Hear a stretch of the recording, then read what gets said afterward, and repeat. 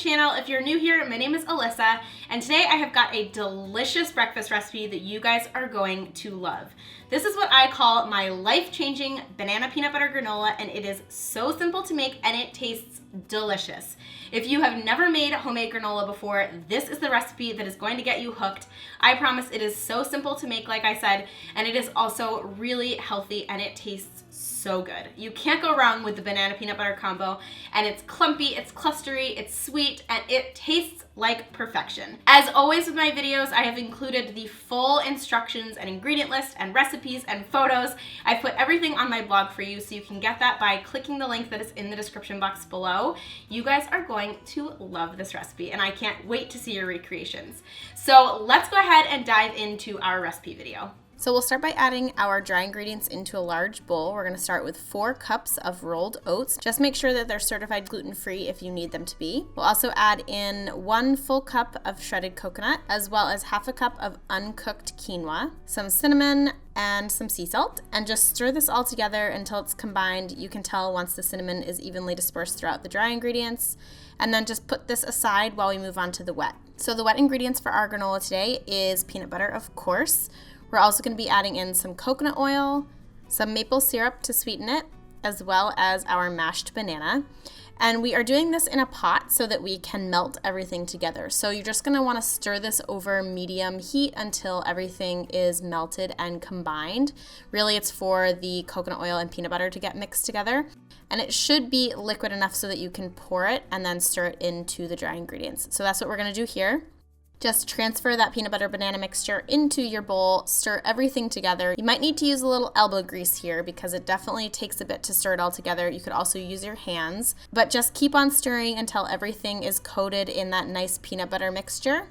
Then we will transfer it onto a baking sheet. I don't usually grease my baking sheets for granola. I find that it doesn't really stick. So I just transferred it onto my plain baking sheet, and I bake mine at 350 degrees for between 35 to 45 minutes until it's nice and golden brown. I oftentimes stir it every 15 minutes or so. Just remember that if you do stir it too frequently, that will break up the clumps of your granola. So if you want clumpy, try to stir it as minimally as possible. I let it cool completely before I start stirring it together. Again, this is a great way to form clumps.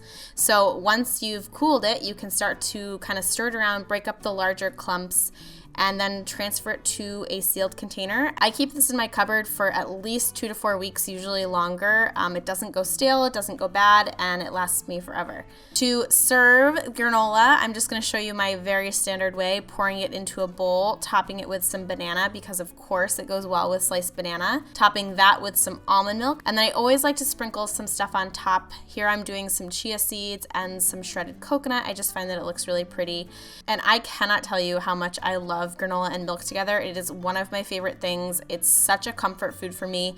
Tastes so good, and I just adore this flavor combination. So I hope you guys love it as much as I do. And there you have it, my friends. I hope you enjoyed today's recipe video, and I hope you give this banana peanut butter granola a try because it's so good. I personally like to serve this with almond milk. I like to use it on top of my smoothie bowls.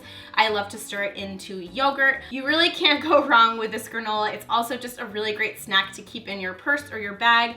Great for post-workout, great for just a healthy snack at your office or at school. You guys are gonna love it. So make sure to share a photo with me on Instagram. If you end up making this recipe, you can tag @simplyquinoa or you can use #simplyquinoa. That just helps me easily find your photo and helps me give you a little bit of love in return. Honestly, one of my favorite things to do during the day is to scroll through that hashtag and see what you guys are making. You guys are so creative, and it makes me so happy to see your own recreations and your own spins on my recipe. So make sure to share a photo with me if you end up making it, and I would love for you to let us know all what you think. You can come back to this video, you can share with us in the comments. If you have any questions, any adaptations that you make, please let us know. Of course, like I mentioned, you can get the full ingredient list and instructions and everything like that up on my blog. There's a link for you in the description box below, so you can click that link and head on over to my blog. Otherwise, I would love to invite you to join our community if you have not joined us here on YouTube yet. I would love to welcome you into the Simply Quinoa family. You can tap that red button that is right below this video. It says subscribe. That will subscribe you.